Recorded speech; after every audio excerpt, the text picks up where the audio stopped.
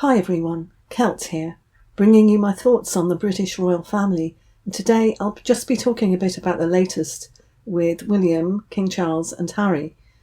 Well, Harry came and went, just as the media were in a frenzy about his visit. He's here and then he's gone. Barely enough time to say, "Hi Dad, don't forget to keep me in the will or my wife will tell all in her next book." And he's gone. Apparently his meeting with his father was about 45 minutes. I think it was a lot less.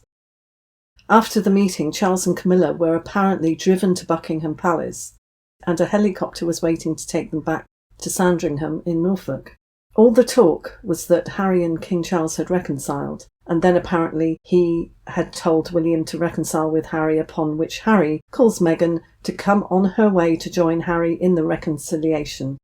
Gosh, I think that's Meghan's imagination. And then, apparently, William decides he wants nothing to do with Harry, and then there's no reconciliation whatsoever with the royal family at all. So, that filled headlines, but it was all make-believe. It was just a blip in the royal circus. It was incredible also that Harry actually cleared his diary for this very short meeting. Some articles are saying that Harry has just arrived and what's he up to, while others were saying he's just gone. So we were getting such varied news about him.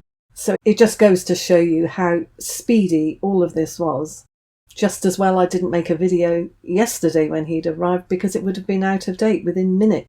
Thomas Markle Sr. sent King Charles good wishes after his diagnosis and has raised comments whereby people are pointing out the very obvious difference in that one father was visited but the other wasn't. So all the talk about Harry rushing to be with his father, but it seemed that he rushed away even faster. It was said that he was asking if he could take the reins to help support his father in a senior royal way, but was told that he wasn't needed.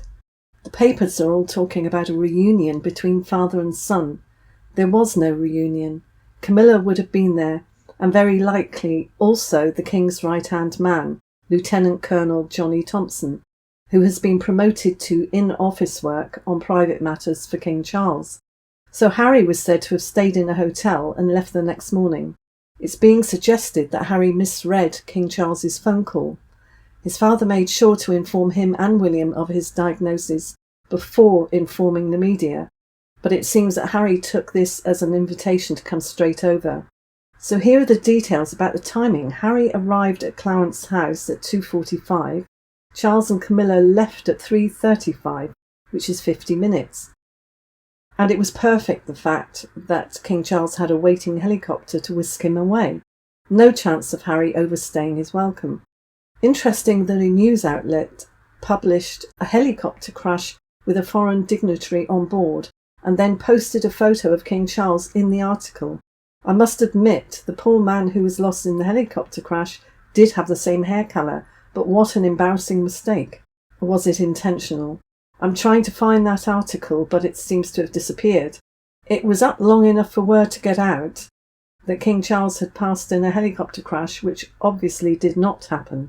Harry's wife made sure to speed dial the Paps to be ready and waiting in the middle of the street, it seems, in Montecito, to take a photo of her driving her Range Rover to get coffee, grinning from ear to ear. However, viewers were quick to point out that the weather has been unseasonably cold and wet in the area, so the pic must have been taken previously and saved for such a moment. For instance, when she needed to upstage her father-in-law's illness. I'm sure she has a whole folder of stage paparazzi pictures to use when other members of the royal family are getting attention. Any statements alleged to be from Kensington Palace, because there are some out there, regarding the King returning to his royal duties, is most likely fake, because his information will come from Clarence House or Buckingham Palace, or where he's actually resident at the time. But we don't get much from Buckingham Palace nowadays. Even the latest honours was performed in Windsor Castle by William. Prince William is in charge at the moment, while his father is out of action, and William's news will come from his offices at Kensington Palace. Regarding the addresses I included in the last video, this was to send cards to Catherine. Both of those addresses are freely available on the internet if you just look, and I included them both because they will be sent on to her from there. Some are still freaking out about the fact that Harry is still Chancellor of State on paper. But, as I said before, a new rule was quietly inserted, which makes sure that Harry and Andrew will never step in regarding the King's duties ever. I don't know why the titles were not removed from the list, but everything that goes with that title has.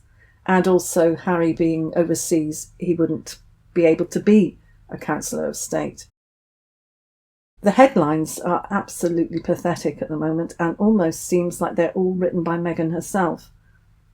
Here's one, and I quote, "Rejected Prince Harry spent the night in the hotel after just 45 minutes with cancer-stricken King Charles."